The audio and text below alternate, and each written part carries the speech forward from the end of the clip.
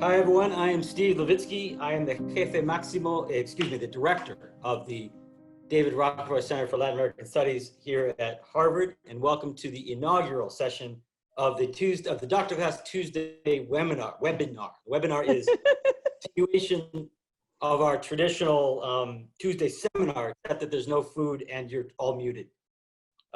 We put together a great lineup this semester, which you can check out at the Dr. Class website, and in the chat function, we have added links to our online calendar as well as our social media channels, because we have a YouTube channel at Dr. Class. You can go there, you get the most up-to-date information on upcoming events.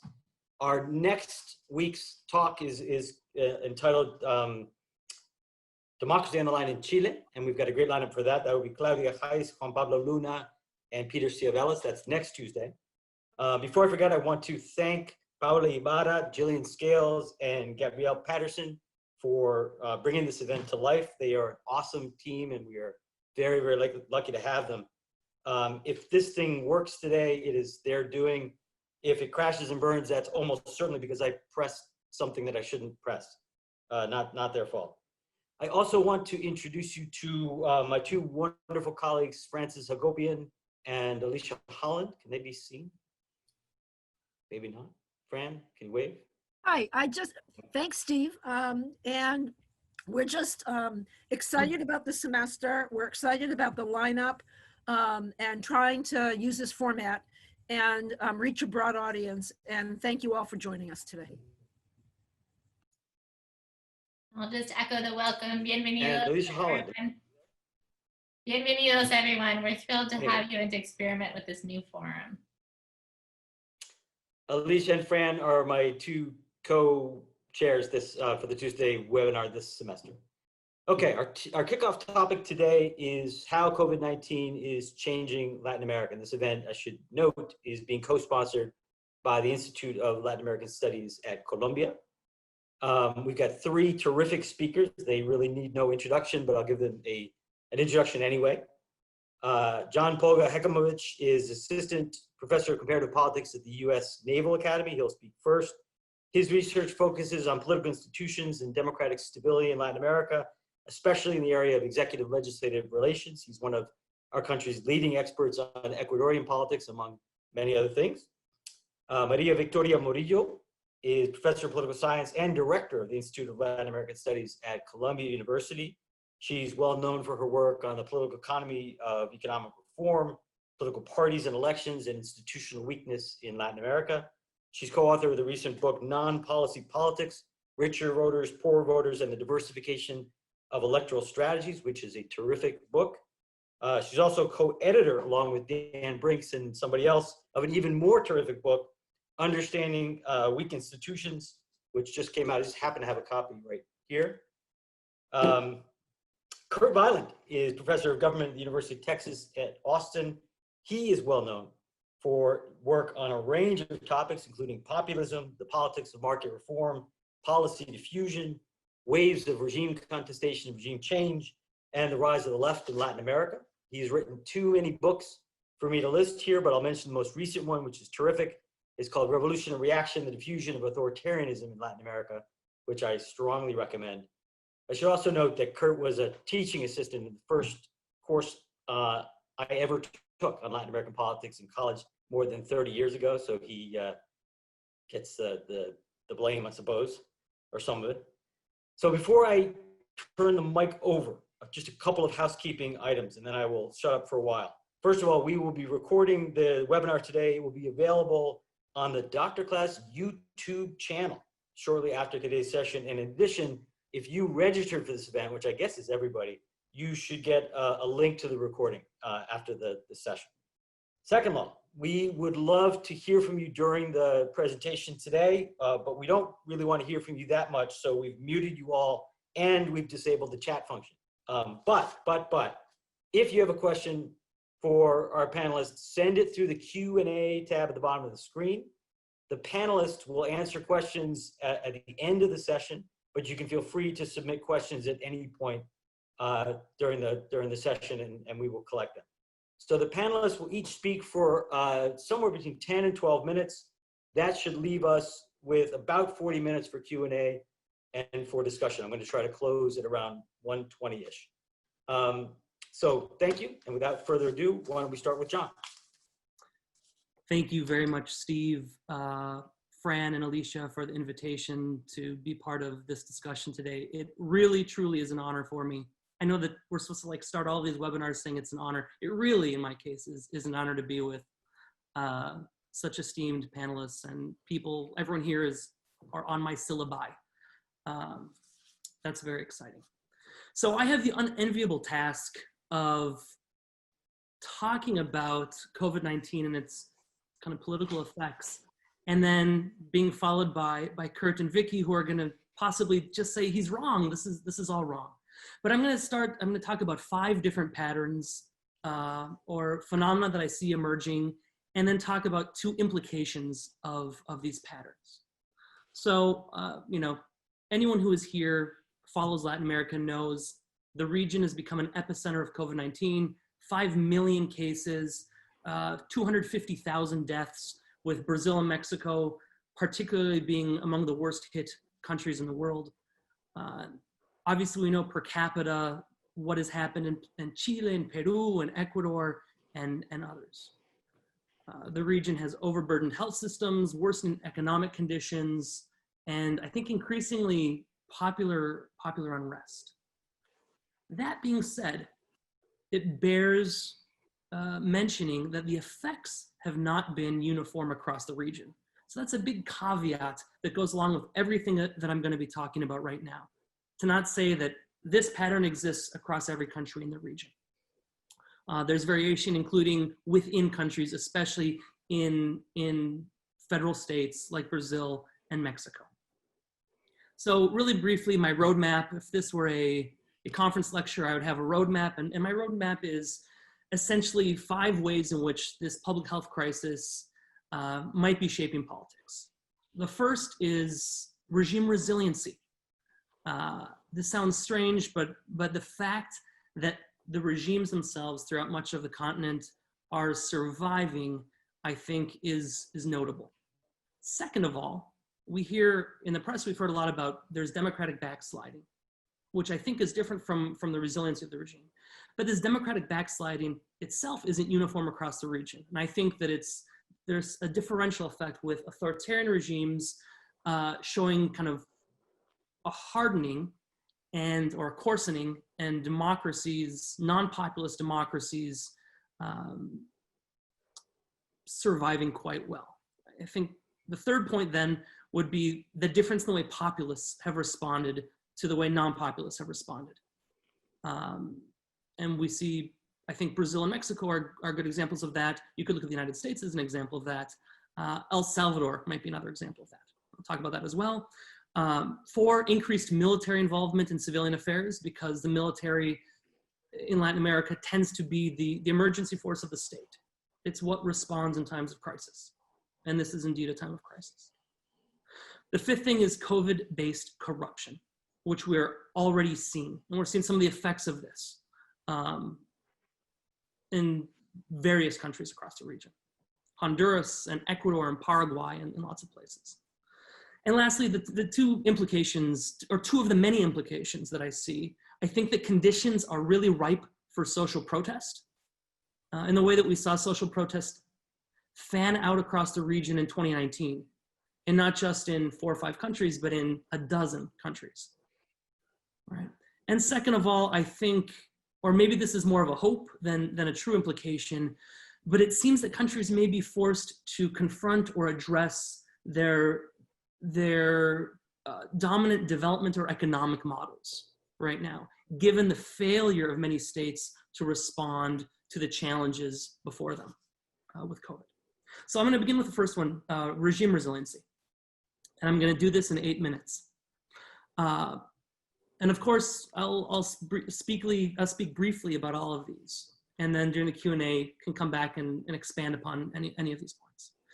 Patrice Franco has a wonderful book, The Puzzle of Latin American Economic Development, which I think was published in 1999. And she talks about a very interesting pattern linking economic crisis during the Great Depression, and then again in the 1980s to regime change. Essentially what she proposes is that economic shocks caused a break with the status quo regime type.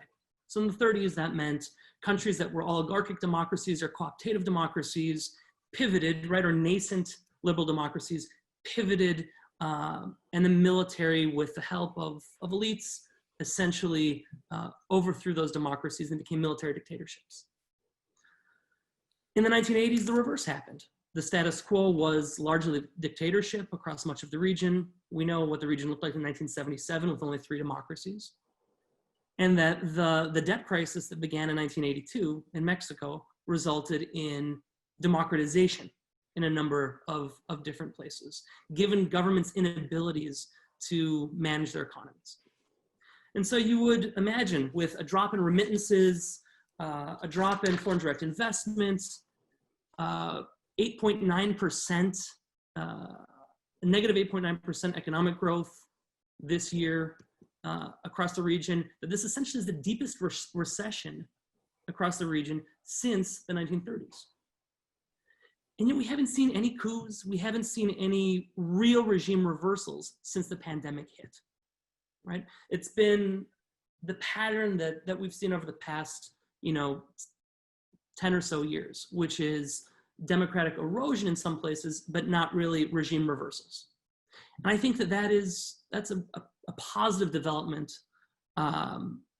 which actually, to two of the speakers here, two of the people here today with us, Steve and Vicky have this great article in Journal of Democracy from like 2003, right?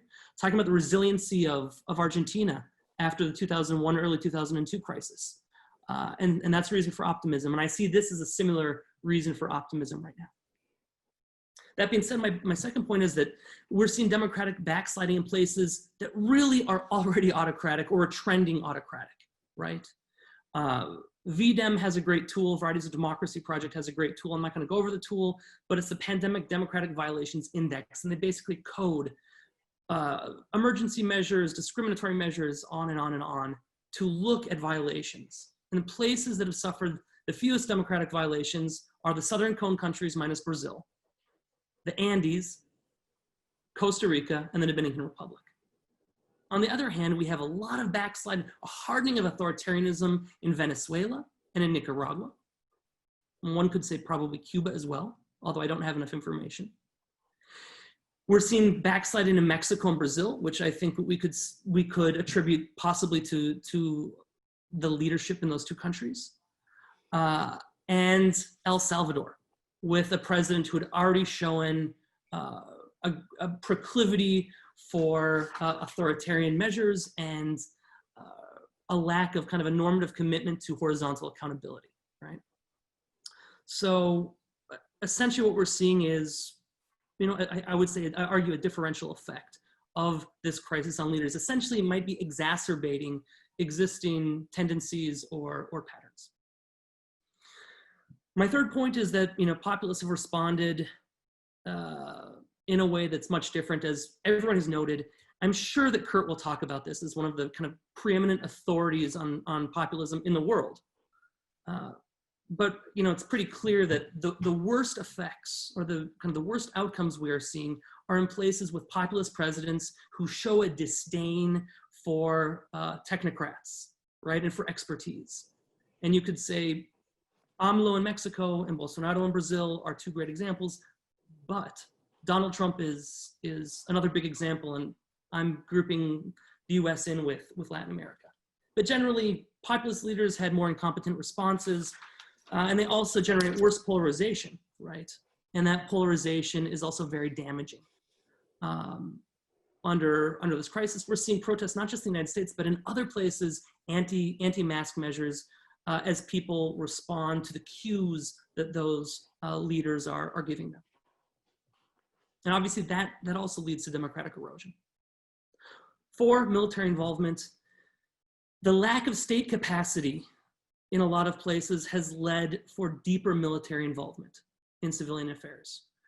Enforcing quarantines and stay-at-home orders, producing PPE, and growing surveillance and policing, right? We've seen this in El Salvador, Brazil, even Uruguay, which, all the countries in the region, the big shining beacon of hope is Uruguay, and yet there are even some possible kind of wrong routes that the government might have taken. I'm going to move on. The fifth point, corruption. Delia Ferreira has already talked about how corruption has taken off across the region with spending and a lack of oversight for PPE and a response to COVID. Weaknesses of legislators and auditors right now means that we are seeing more abuses than even in the past. And there have been a lot of abuses in the recent past. In Ecuador, I know that already people have been removed from their posts for accusations of engaging in reselling materials or seeking out non-competitive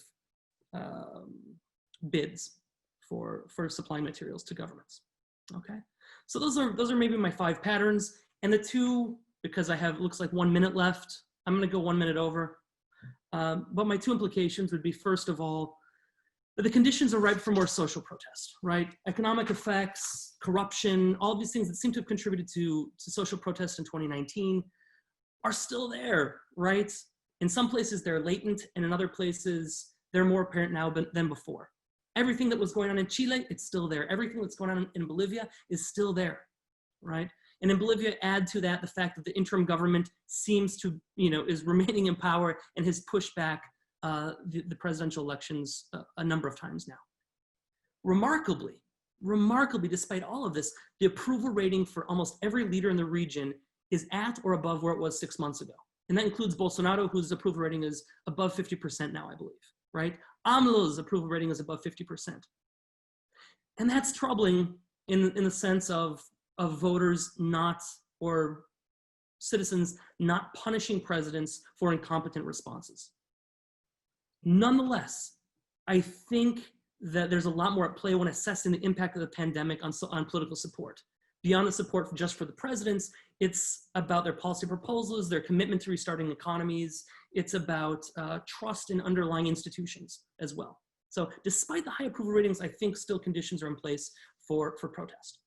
And lastly, places like Peru have had to confront, and maybe Steve can speak to this, but places like Peru have had to confront the fact that they pursued policies, economic and developmental models of high growth over the past 15 years with relatively little social investment, and especially investment in hospitals and education that would have helped mitigate some of the worst effects of COVID.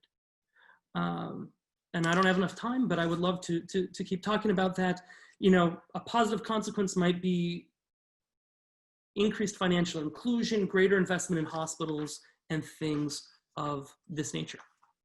In any case, with that, I will turn on my mute and hear from the other speakers. Thank you for your time. Thanks, John. That was a pretty amazing overview in 12 minutes. We turn to Vicky Murillo. Thanks. It's a pleasure to be back at Harvard, even if it's just from my apartment, and to be with great friends whom I know for a long time. It's also a pleasure to be an event that's co-sponsored by the David Rockefeller Center for Latin American Studies and the ILAS at Columbia, and I hope we can do more through the semester. So I think this is a fantastic summary that John made, and I agree with almost all of it. I'm a little skeptic about the ratings of presidents, but we can get to that.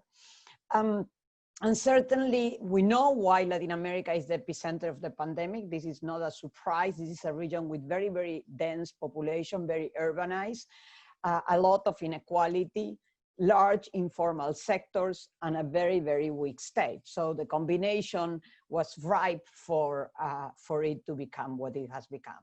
What are the consequences? I think this is a region that has seen an increase in political fragmentation, at least in the regimes that are still democratic. And that political fragmentation is opening the door for outsiders that my sense is would likely further polarization.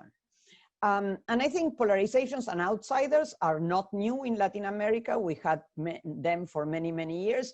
What is different is how they operate in a context of a scarcity of resources.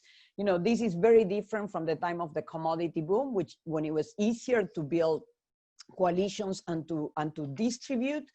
The situation was already very bad before the arrival of the pandemic. The economic slowdown, the decline in social mobility, the loss of gains in poverty, and corruption scandals had already generated crises across the region, from the closing of the Congress in Peru to an almost impeachment in Paraguay, and of course the wave of protests in which the year ended right before COVID. Those conditions have not improved. You know, the protests were mitigated by the fear of contagion and the fact that most people move into kind of survival mode, but they are re-emerging. The lockdown did not work, and therefore we're seeing the re-emergence of political protests. The most dramatic case, I think, is the case of Bolivia. That was also one of the most dramatic last year. The protest of the election that caused, you know, the mutiny of the police and the military demand of the resignation of Evo Morales, and then his exile in Mexico and in Argentina. The electoral tribunal decided yesterday that he cannot even run for office as a senator. That's just the last piece of the story. But the election, the interim president stayed beyond the interim term and called for elections in May to redo the original October elections. They were postponed for COVID to September and then postponed again. And that's when the protests became road blockades, and the mass went to the street, stopped transportation to warranty a date for the election. The date has been set as October 18. Surveys suggest that the candidate of the MAS, Luis Arce, is leading.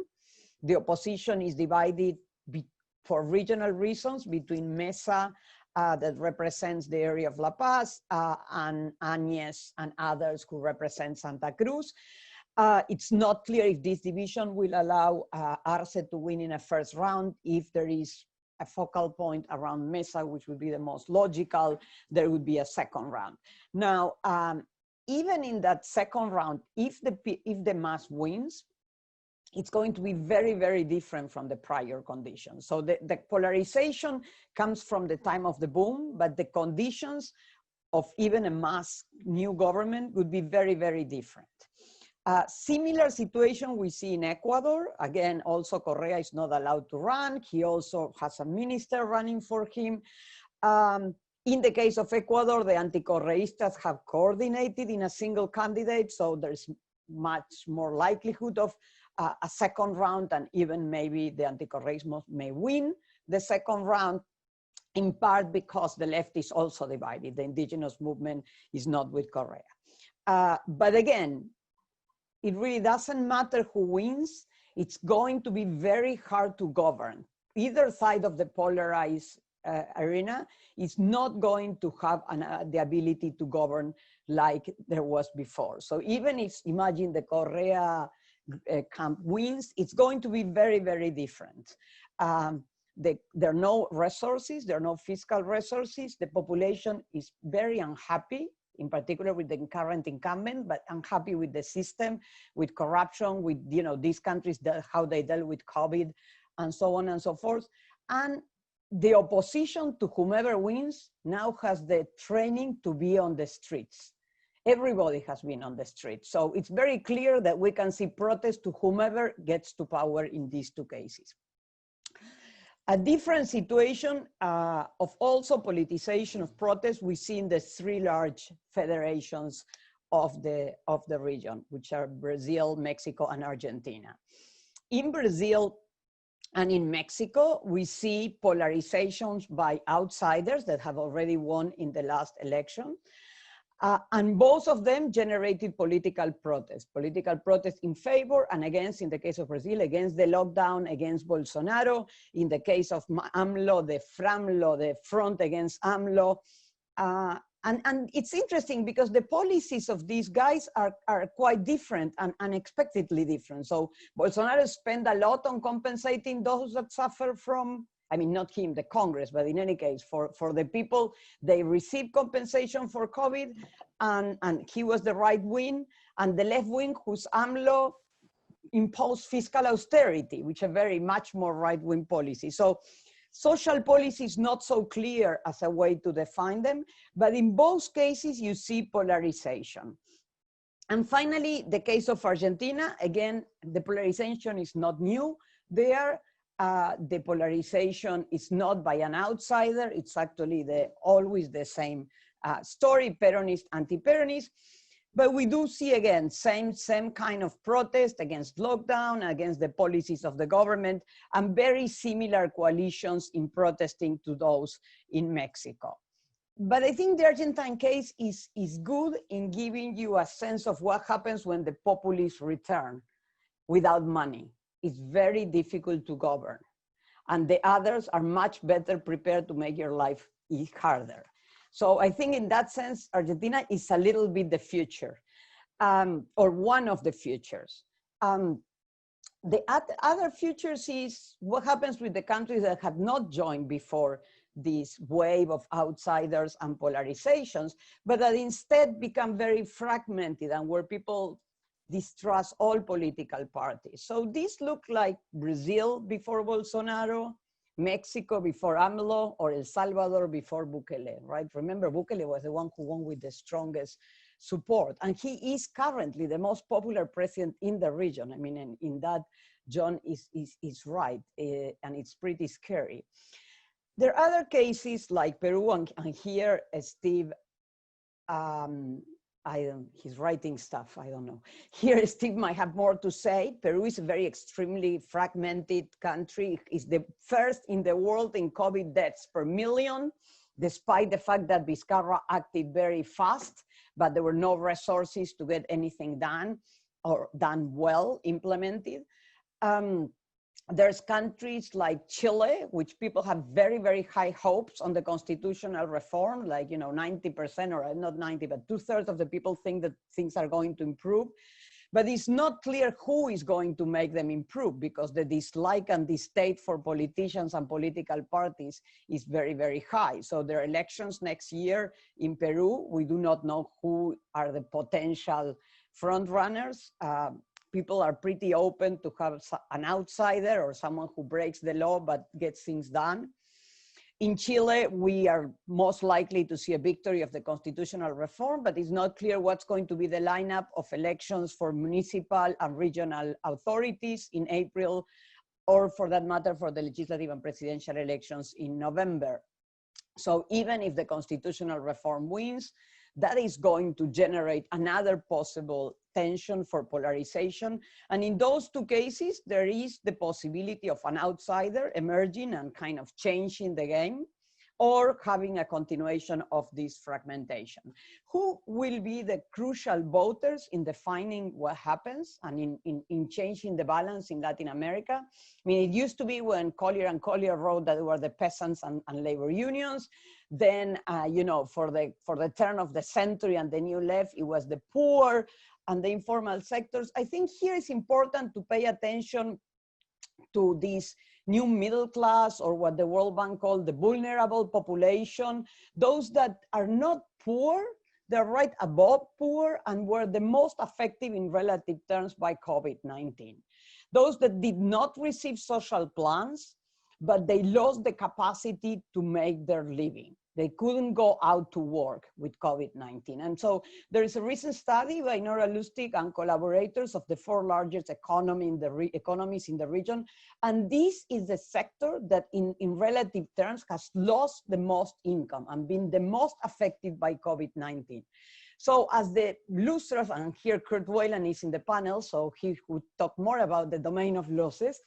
I think these people are more willing to take risks and to establish new electoral loyalties. And I think they are going to be crucial in defining the discussions that John mentioned. Is true. There might be an opening for like a new social contract and states that provide the services that never did.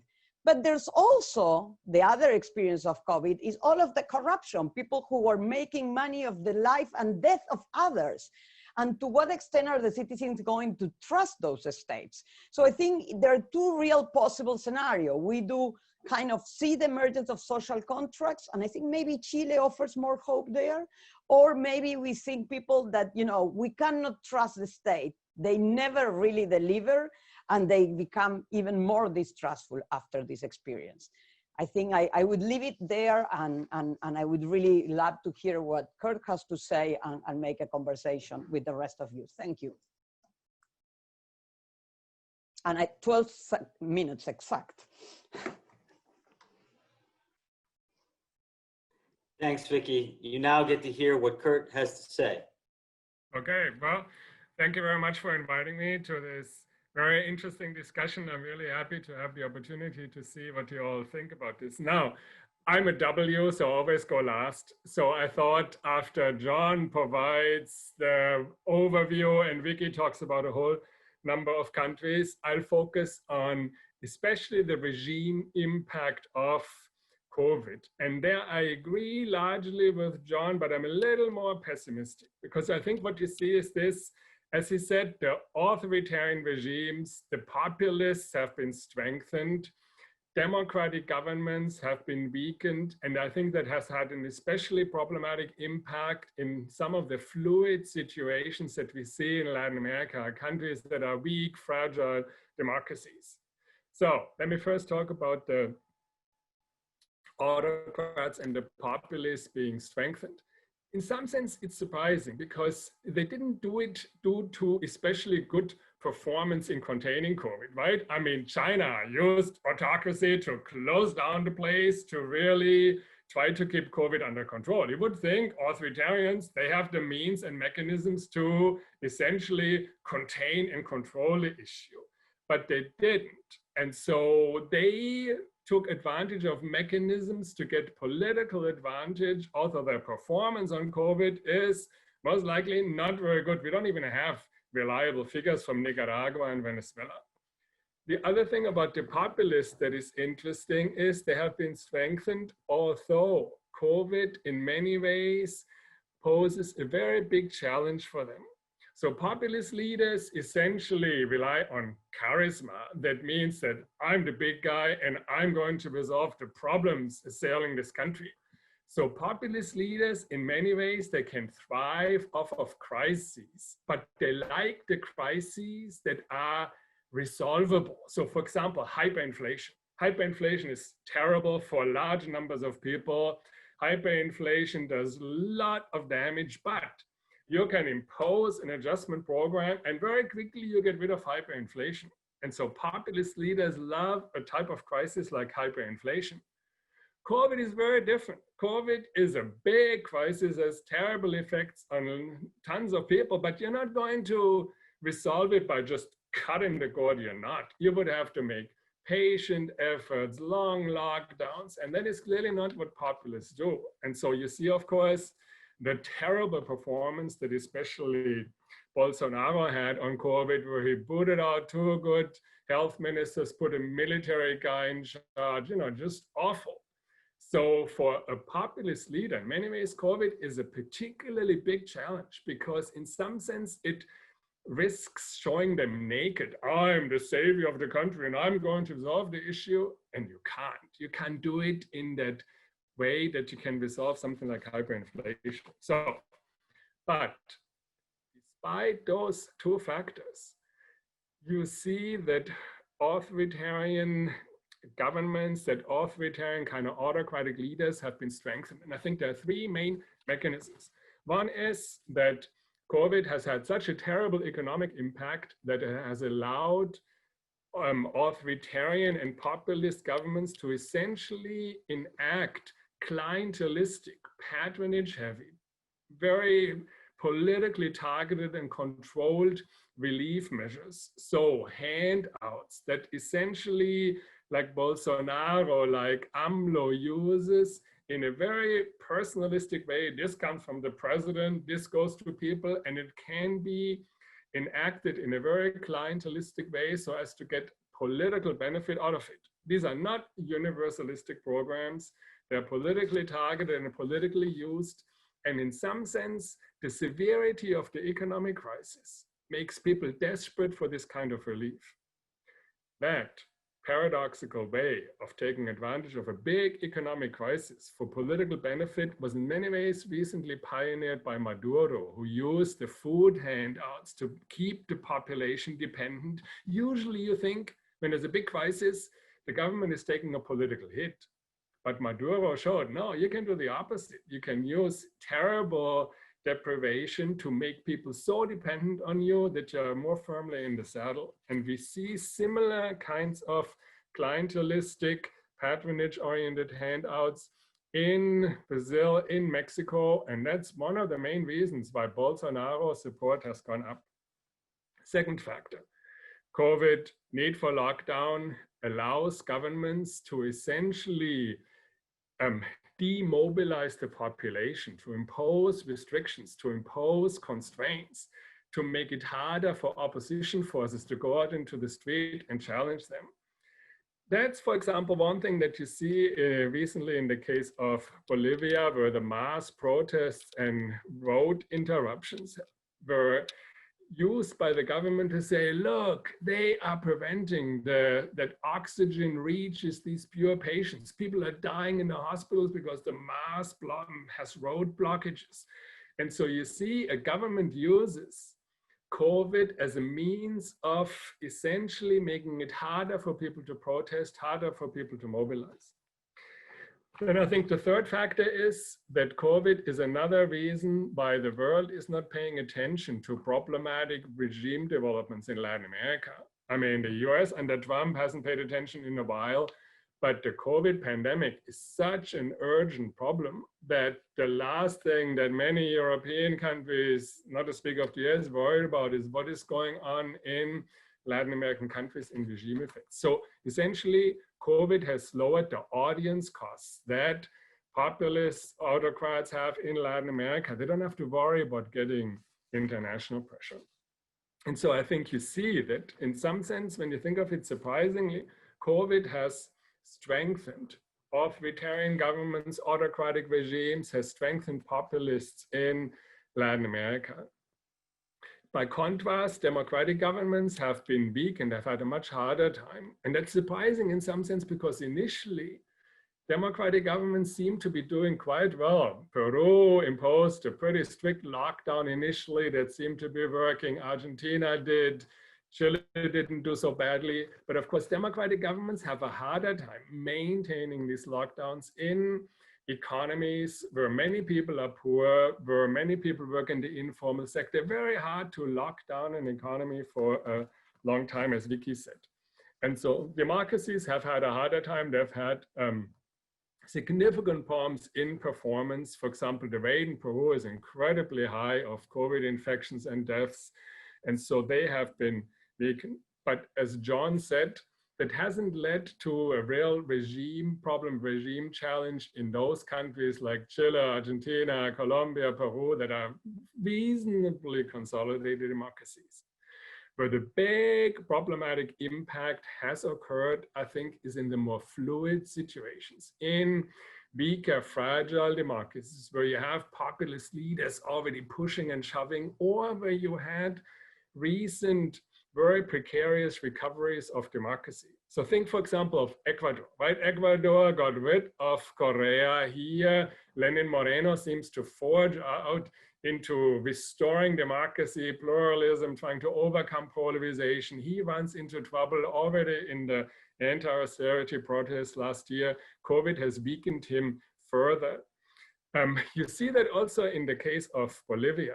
I mean, Bolivia in many ways had a citizen rebellion. A lot of people cared about democracy in a country where the mass had done a pretty good government in economic and social terms, but people were sick and tired of continuismo. They wanted to have political alternation. In some sense, to say, wow, this is kind of, could be a new start for democracy. Of course, the citizen rebellion was quickly hijacked by a right-wing grouping that revolves around the interim president. They are trying to stay in power by all means, fair and unfair, and they have used COVID to advance this kind of goal. As Vicky said, postponing the elections, as I said a few minutes ago, trying to get rid of protests, discrediting the mass. And so you see the negative impact there.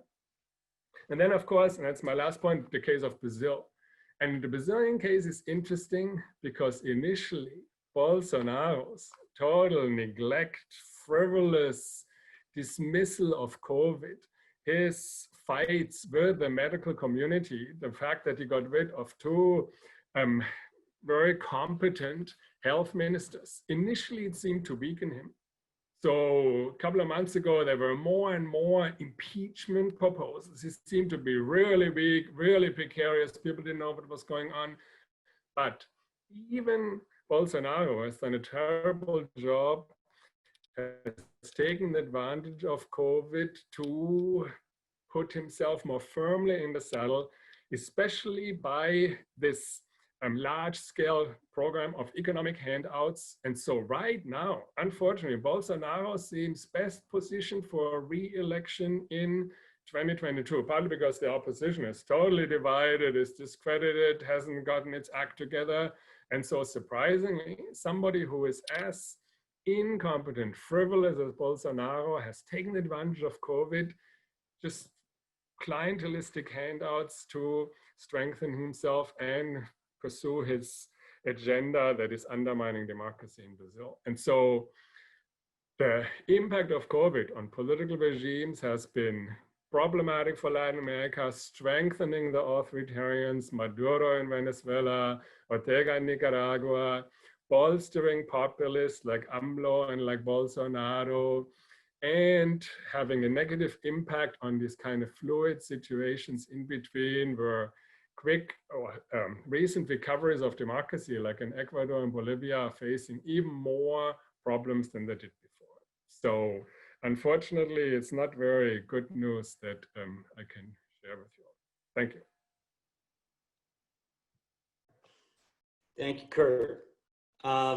Thanks to all of you for your questions. I'm going to try to summarize a few questions and synthesize a few questions and send them out to all the panelists who want to answer. So the first question is, Kurt in particular talked about how the pandemic has created opportunities for governing autocrats or authoritarians. But has the pandemic created any opportunities for challengers? This doesn't have to only be for Kurt, this can go all three.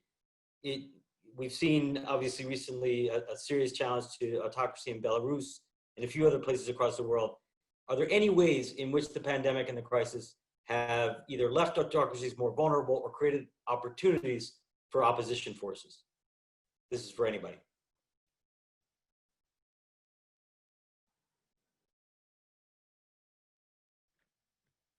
I mean, Or do you want to start?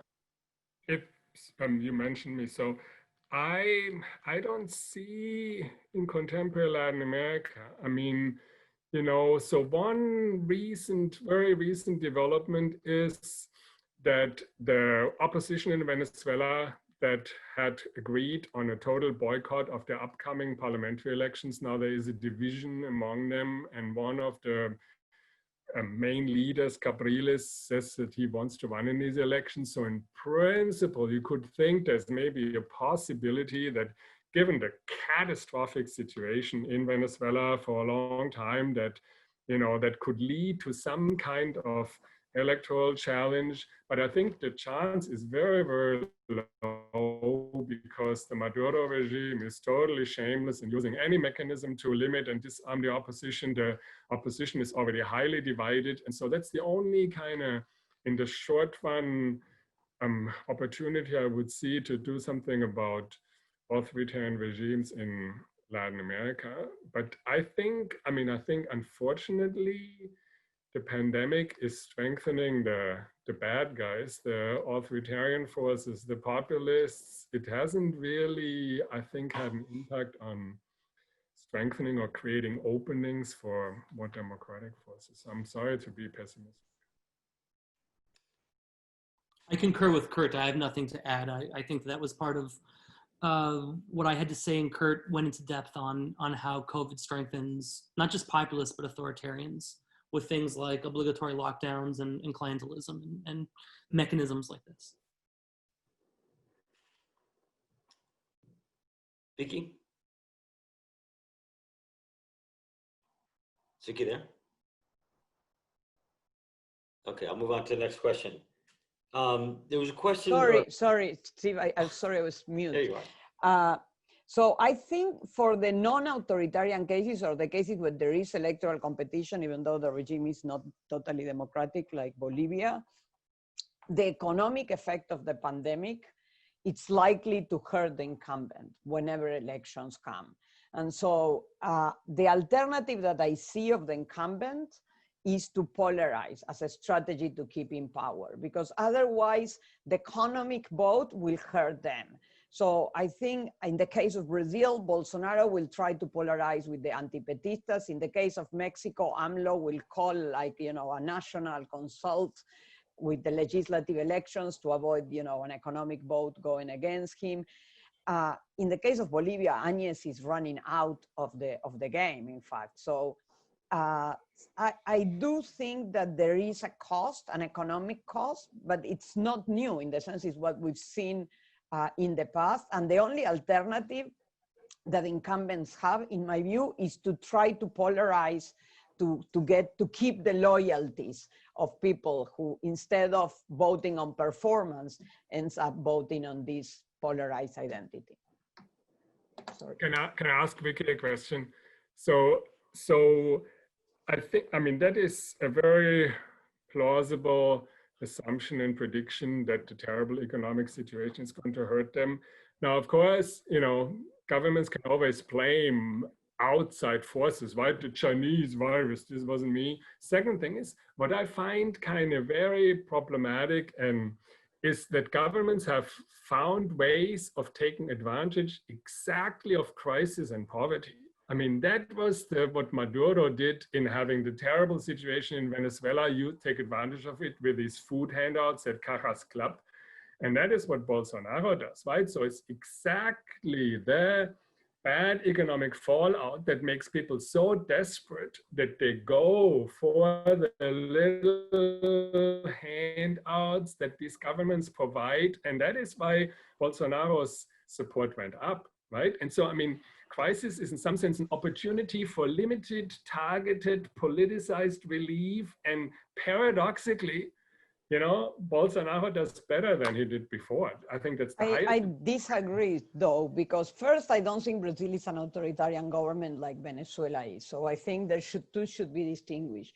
And second, for that very reason, in Brazil, the social policy is not done in the way in which Maduro does it, which is actually, trying to achieve compliance. The policy was approved by Congress, and it originally was not even thought by Bolsonaro. Unintendedly, he discovered that it benefited him, but it was not a clientelistic plan like, Fujimori did in Peru in the 1990s. So I think you are overdoing Bolsonaro.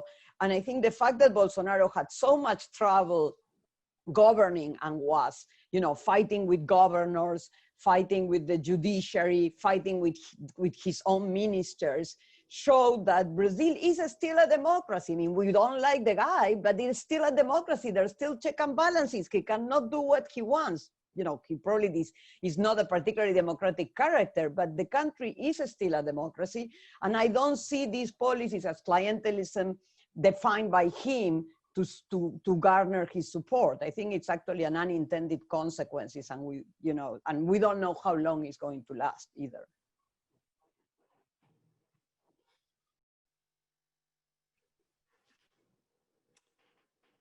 Okay, there were several questions about the puzzle of a seeming tenuous relationship between performance in responding to the pandemic and public support.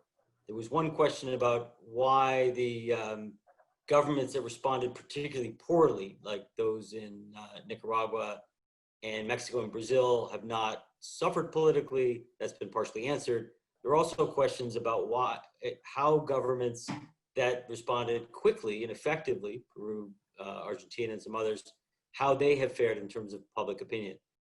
It seems to me that it's difficult to find any relationship between the response to the pandemic and public opinion in Latin America. It's pretty loose. Does anyone want to jump in on that question? Is there any relationship at all, and why or why not? Beginning, yeah, at the beginning there was. I think the first thing we saw during but over time. Yeah, at the beginning there was an increase, and then it starts to move with a much less logic pattern. And so the two countries, Mexico and Brazil, that didn't do anything, the popularity of the leaders declined at the beginning, and those who did something, were those Vizcarra, Duque, Fernandez, or whatever, it increased. But over time, that effects starts being washing out. I'm not an expert in public opinion, but it sure seems like countries are realizing, regardless of what their leaders did, which was hard lockdowns or no lockdowns, that the countries are suffering the health effects of COVID and the economic effects of COVID. So that regardless of the actions of the government, there are suboptimal outcomes. That at least seems to be the case for those places where leaders initially pursued lockdowns and had high approval ratings and have seen their approval ratings slip since those initial lockdowns, because people are starting to get antsy. It's been, almost 6 months of lockdowns. People are anxious to get out of the house and restart their businesses or whatever, right? To get back to daily life. And so this thing, we took all these extreme measures and nothing really seems to have changed.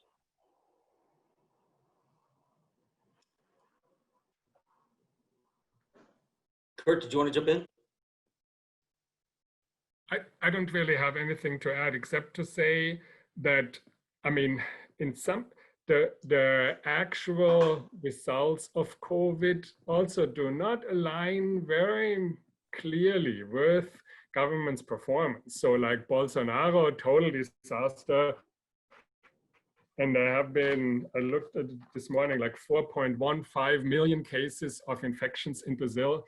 In Mexico, there have only been 640,000. So although AMLO didn't do very much better, according to official statistics, the Brazilian case is much worse and the Mexican case not nearly as bad. And so there isn't even that clear correlation between kind of what we see as the quality of government's response and the outcome on the ground. And I think also this is very hard for the population to figure out. There's so many different factors involved. So that's the only thing I would add. Okay, new question from Malay Ortega, which is how, and this is for any of the panelists, how has the relationship between business and the state changed during the pandemic? Presumably, business is pushing for more rapid opening. Do we see variation in terms of the ability of the private sector to influence the government or state autonomy? Has this changed at all with the crisis? Vicky? Yeah, what happened is exactly that, right? The business have asked for more demand and more help from the state, but I don't see any pattern in their ability to achieve it. And sometimes the government has to come back. So in Chile, for instance, that they opened very fast because of business pressure, then the situation deteriorated and they have to retract. So I cannot really see a particular pattern emerging from this pandemic in that regard. John or Kurt? You don't necessarily have to jump in. No? Okay. Another question on a different front asks whether the crisis, clearly there is not much in terms of a collective regional response in the region. Latin American states have been pretty fragmented, somewhat atomized in recent years. The question was whether this crisis might be a spur to further integration or intra-regional cooperation, particularly given, or maybe in light of the declining US hegemony in the region. Could this be a push could it lead to an impetus for regional integration?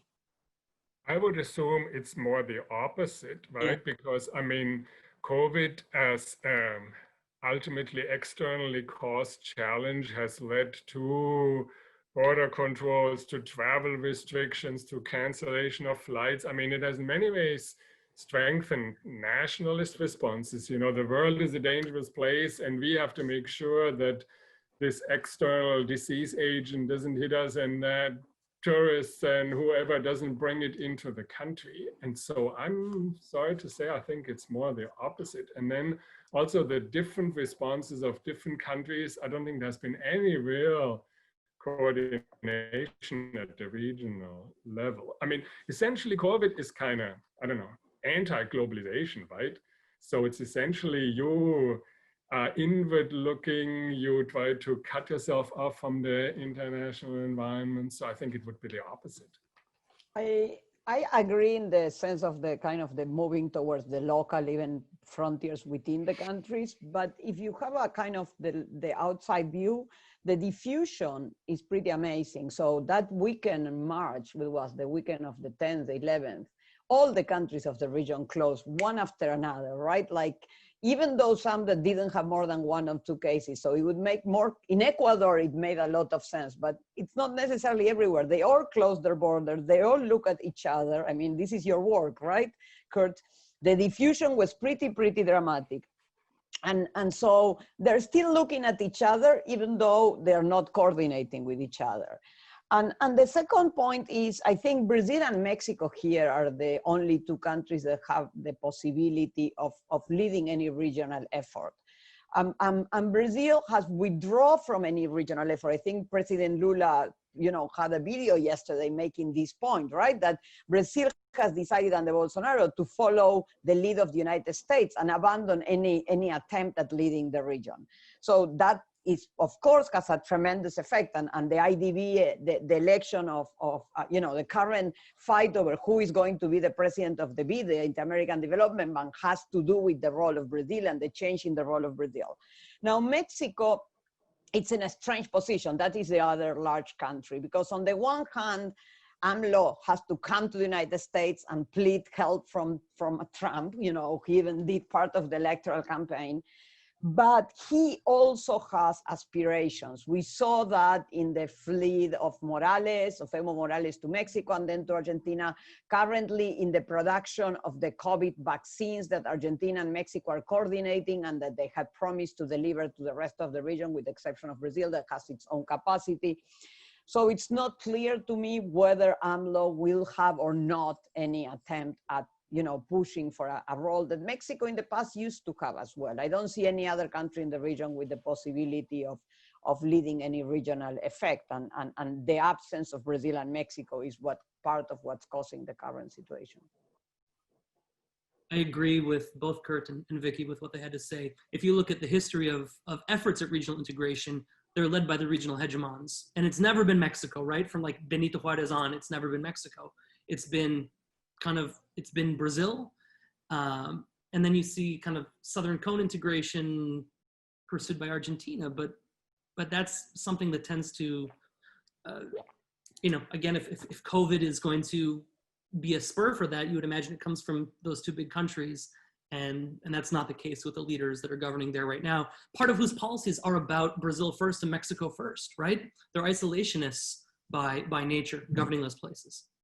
That said, even if they weren't isolationists, I'm not sure that we're seeing efforts at integration in any other region in the world right now, right? I'm not sure that's something, it's not led to strengthening of the EU to the best of my knowledge. I'm not an expert, but it doesn't seem that is kind of a global phenomenon where Latin America is an outlier.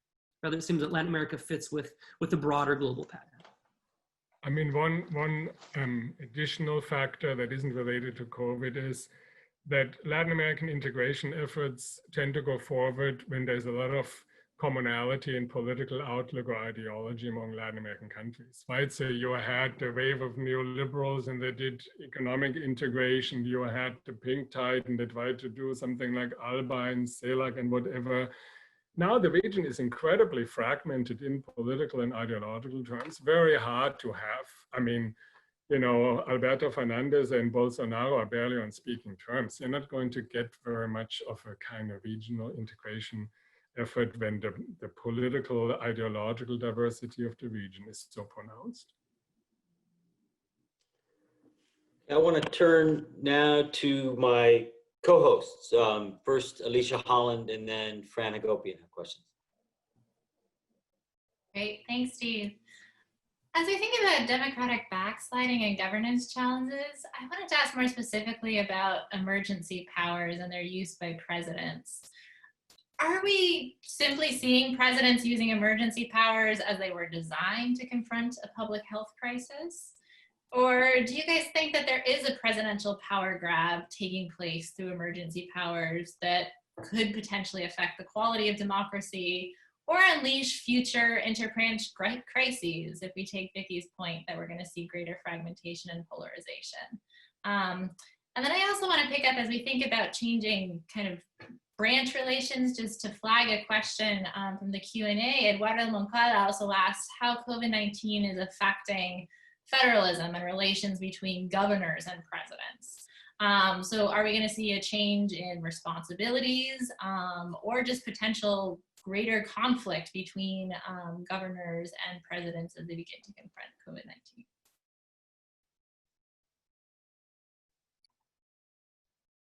Those are a lot of questions, Alicia. Perhaps we should start with emergency orders and that, and then move on to the relationship between governors and federal governments. In that sense, I mean, the big examples we have are Venezuela, El Salvador, and to a degree Bolivia, right, with postponed elections. But in El Salvador, before any cases were reported, Bukele ordered one of the strictest lockdowns in the hemisphere. He closed the borders, he closed the airport, he deployed police and soldiers to make sure no one left their homes. People who violated the order were hauled away to containment centers, right? Awful euphemism. As well as Salvadorans who were returned to the country from abroad. And then the Supreme Court ruled that the detention decree was unconstitutional, and Bukele ignored the Supreme Court's ruling. So, the question is not that do the emergency measures exist, but rather, are the presidents who issue these orders willing to roll them back when the time comes? Are they willing to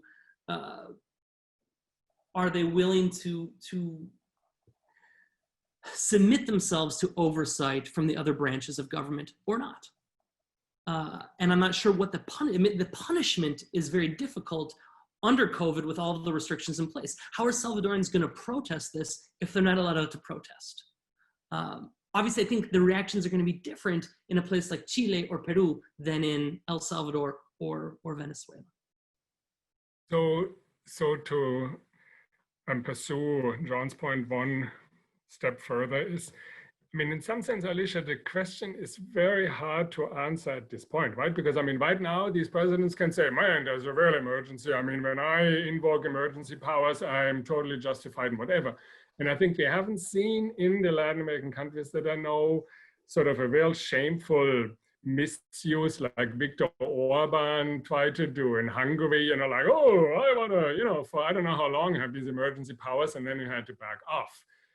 So in some sense, I think we can answer your question only when the emergency is gone. Do these presidents then keep invoking this, oh, as I did a year ago, I want to, extend or continue or use emergency powers under much looser kinds of circumstances. So it's hard to kind of know right now, is this a precedent that they then will take advantage of? Or is it really, do they only do it when there is an undeniable real emergency? Very hard to kind of, figure this out at this point, I think. Yeah, I do think there are some hints of I agree with John and Kurt that it's too early to say, to use Steve's favorite phrase. But there's some hints. So Bukele was doing this before COVID. He was bringing the military to Congress in February, before there was any COVID or lockdown. So my hint is that after COVID, he will keep grabbing on those executive powers. Now, Agnes had tried and abused their executive powers, but states are only as strong as their societies allow them to be. And the societal pushback in Bolivia has been much stronger. So yes, they had repressed on the mass, they had repressed on mobilization, they had repressed on the efforts of distributing food by the mass, they had repressed on the lockdowns, but there's only so much they can do because the organization of civil society was enough to force the election to finally happen. So I think we don't know exactly what the executives want to do, but it would really depend on what capacity they have to do it. And the situation prior to COVID is an indication. So Venezuela is not sounding good, and at least there is a transition.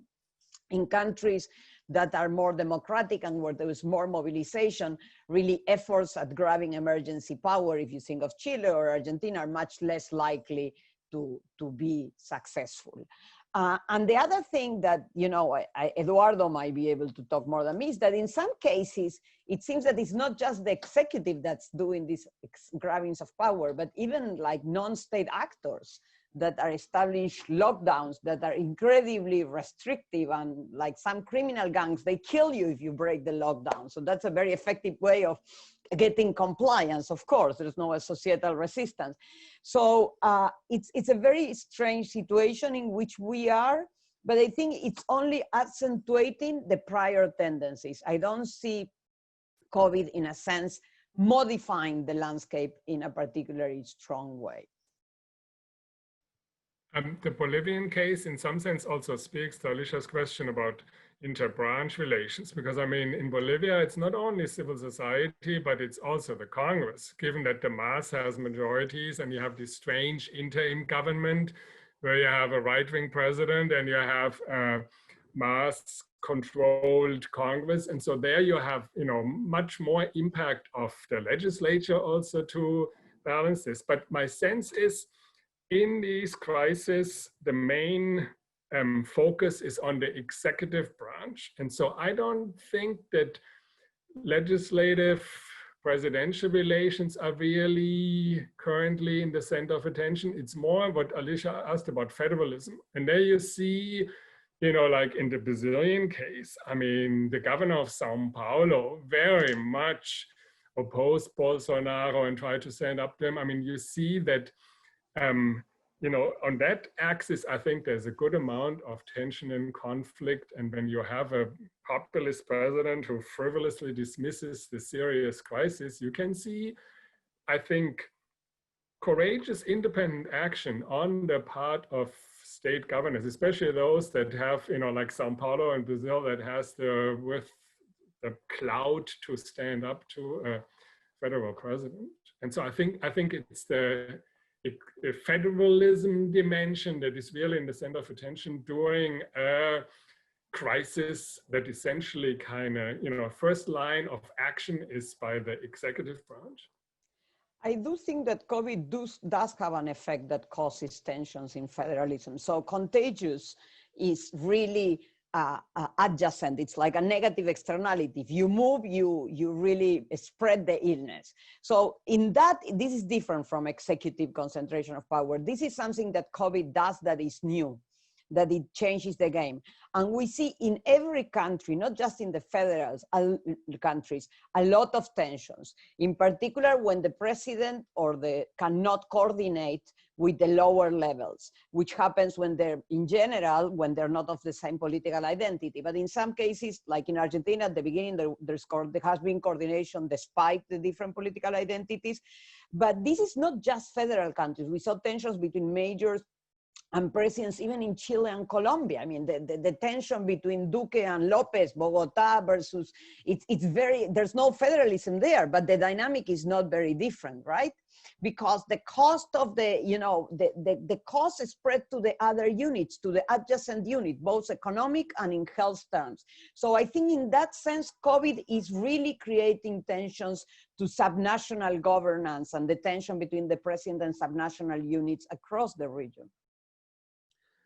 Do you think, Vicky, that those tensions are higher, though, in Mexico and Brazil than in Argentina, or between, I guess, the decentralized Colombian example. Right. So I depending do on the see. response to that federal government.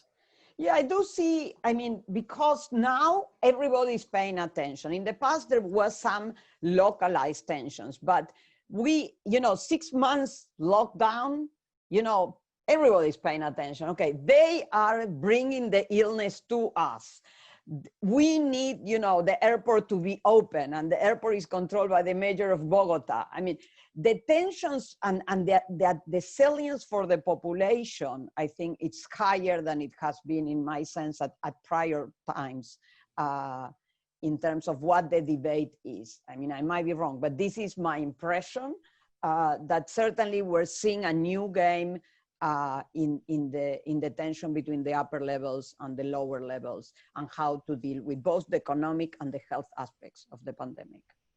And I just chime in, Vicky, it's not even just coordination and containing the negative externalities of a virus, but it's also a game of blame avoidance and trying to shift responsibility. So going back to those past questions about why isn't public opinion tracking response, there's a lot of attempts to say it's not my fault, it's their fault. And Benjamin Bradlow flagged that point about blame shifting in the Q&A too. But maybe let's turn it over to Fran to get in a question. Thanks. Am I live? Okay. So I want to congratulate everybody for giving this panel exceeded my expectations, and they were already pretty high. This has been fantastic. Your answers about your interventions and your answers about big level regime change, and especially in the autocratic regimes and the democratic populist regimes, was great. But I too, like Alicia, want to go a little bit deeper into the democratic backsliding category. And I'm wondering, and when we think about some of the potential risks and the causes of democratic backsliding, I mean, I'm particularly worried about damage to institutions and norms. And I'm worried about the erosion of institutional strength. And I completely agree with Vicky that polarization predates these crises. But I think that where polarization was worse, and it becomes easier to use as a strategy. So here, my question is, if we can look inside this basket of democratic regimes in the region that are not particularly in the grip right now of some kind of populist president that is really putting it immediately at risk. When I think about the underlying conditions, when I think about partisan de-alignment or the degree of polarization, those would be my two indicators.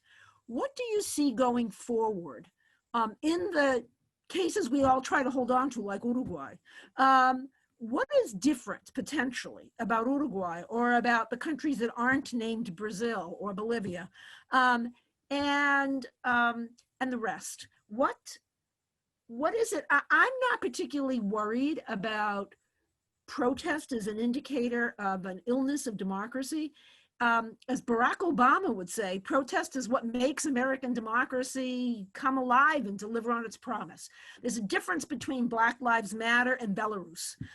So looking beyond public opinion, which can be volatile, and looking beyond protests that are not about the regime itself, what differences do we see in the underlying degree of partisan de-alignment or polarization and the degree to which institutions and norms are being weakened in this democracy? What can we expect on the other side of this crisis?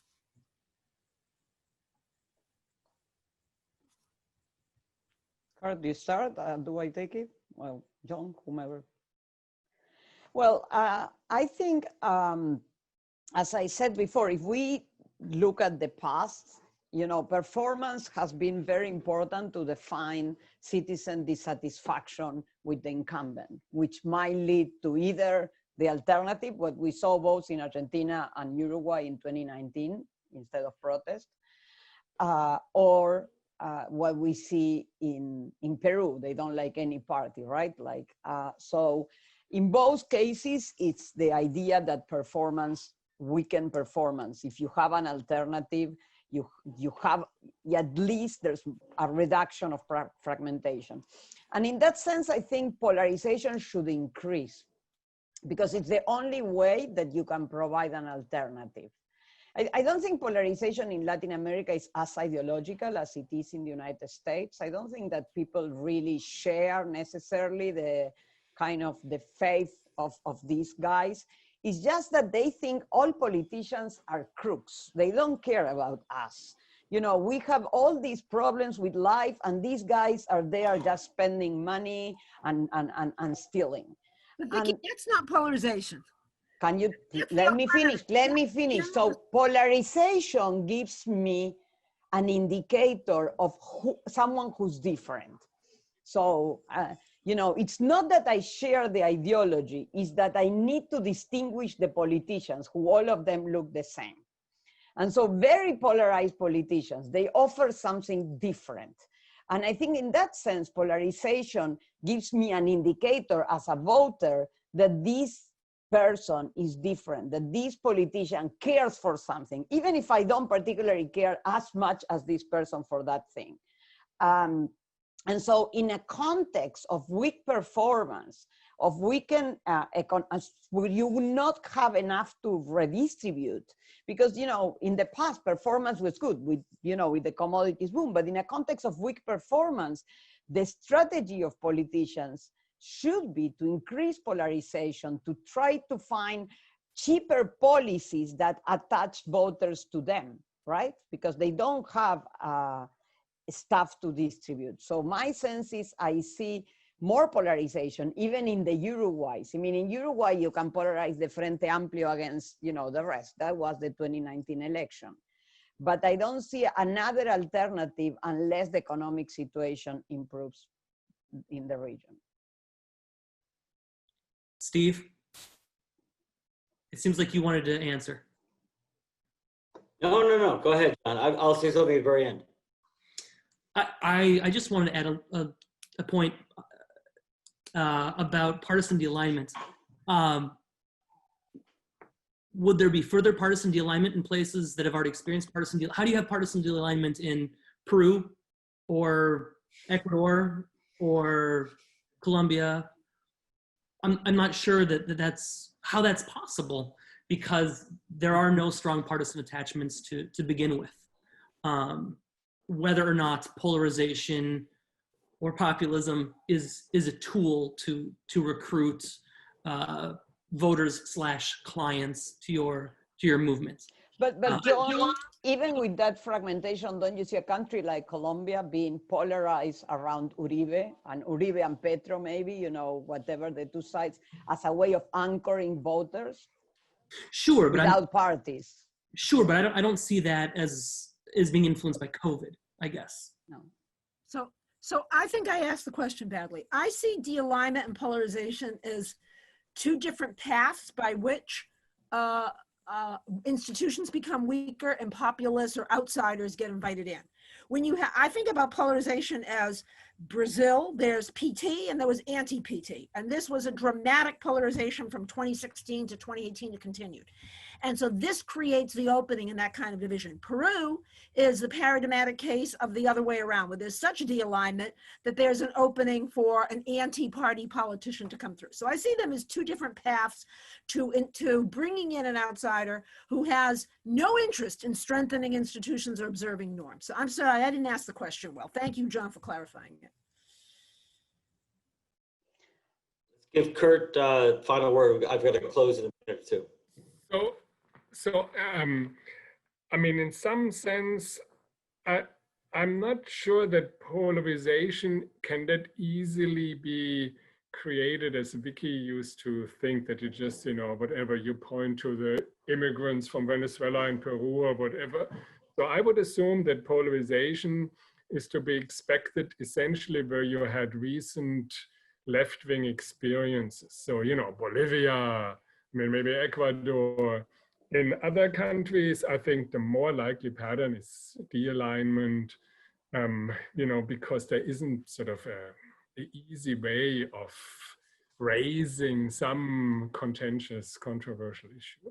But I think a lot of it will also depend on the recovery from this crisis. You know, will there be whatever what people call V-shaped recovery, that pretty soon things go back to normal.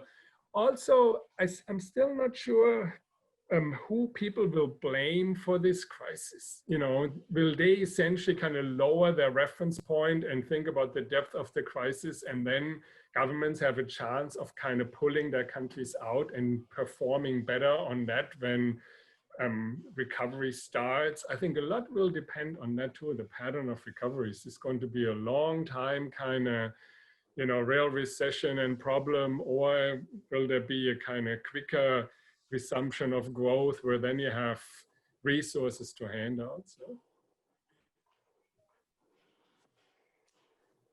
Okay, thank you, Kurt.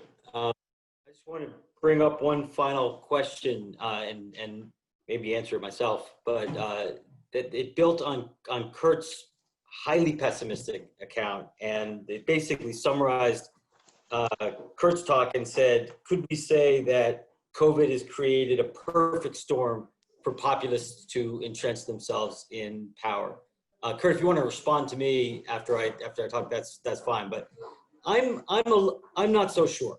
I actually think that mostly for reasons that Vicky pointed to, it's in the medium run, it's going to be pretty tough. We're heading for difficult economic circumstances. Probably, Kurt's right that we don't know for sure, but probably looking ahead 6 months, 12 months, 18 months, governments are going to be judged for pretty poor performance. Government's going to be unable to deliver the goods. Resources are limited. Politics is fragmented. And I agree with Kurt that it's really hard to just invent polarization de la nada. The polarization usually has some sort of basis. And so a politician who's governing over a pretty crappy economy without resources, probably with an approval rating well below 50%, maybe in a system with a 2-round electoral system where you need to get to 50 to win or close to it, and unable to simply invent polarization out of a hat. I don't think that there are many tricks left in the bag for a number of sitting populists. Yes, Bolsonaro has a higher approval rating than we expected today. It's not that high. AMLO has remained pretty steady, but he started very high and has been drifting downward. I think if we look ahead, if the economic situation is somewhere between crappy and mediocre in the next 6 to 12 months, that populists are going to have more difficulty than opportunity. Do you want to respond to that, Kurt? I hope you're right.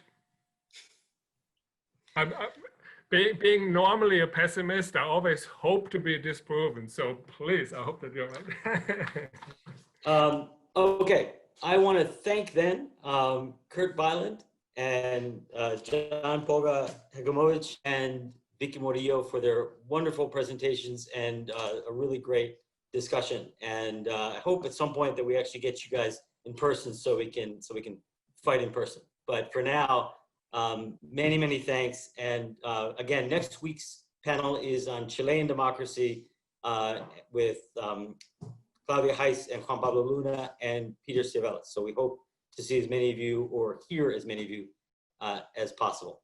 Take care. Thank you very much. Thanks, everyone. Thanks. It was a great opportunity to share the panel with you guys. Yes, thank you. Thanks, Vicky. Bye. Take care, everyone.